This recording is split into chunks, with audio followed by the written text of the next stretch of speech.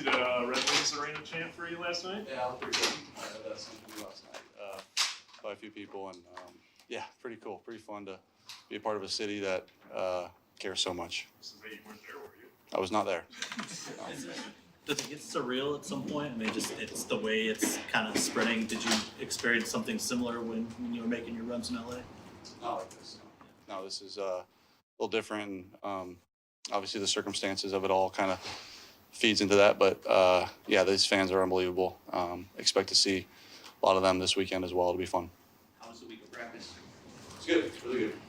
I know we ask you this all the time when a new guy gets here, but you know, another one in Zach Ertz, a little bit different with just the wealth of experience he has. But I mean, how quickly are you able to kind of find some chemistry in those situations? Yeah, he's picked it up extremely fast. He really has.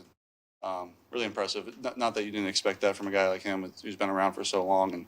And you know, I've known him, you know, here and there throughout the years, and just hearing about how smart he is and how well he can pick up things. He's done it really well this week, and yeah, it's been good. Dan's talked about this before with just some of the veteran defensive players that have come out with Tyson and Bruce when he was here.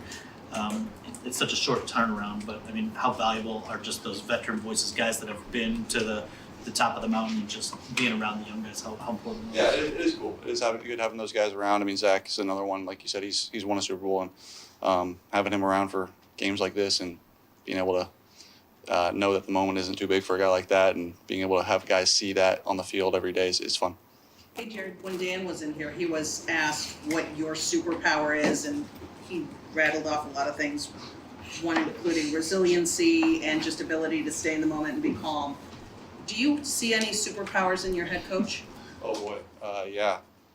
I mean, again, I could probably go for a little while here, but obviously, I think the number one thing that I think about with him is his emotional intelligence, how well he can read the room and know people.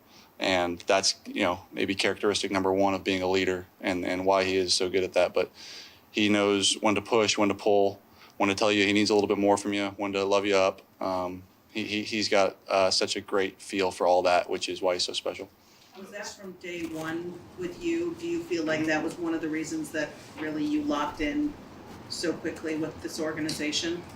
Yeah, I don't know. I think, you know, not just me, we all respect him because he tells us how it is, and he's sat in our seats before and understands on day 15 of training camp that we're tired and it's hard, and you know, we know he gets it, but at the same time he's going to push us, and when a guy that, you know, knows it is still pushing you, you kind of trust that a bit more. And yeah, it's a good way to be as a head coach, and it helps us.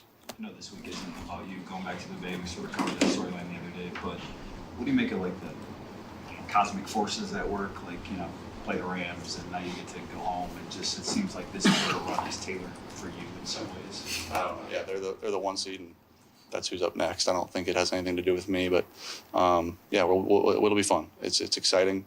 And yeah, it's cool for me to go back home, but at the same time, it'll be a tough game. What are the similarities or differences from when you were in this position before with the Rams going into this game? Yeah, a lot of similarities on the road. Certainly, will be the similarity of that one against a good team. It'll be a tough matchup, regardless of how the game goes. It'll be a 4-quarter game. Yeah, as far as the ins and outs of the team, not much, but yeah, I think it's certainly be in a road NFC Championship game. We're unfamiliar with this territory here.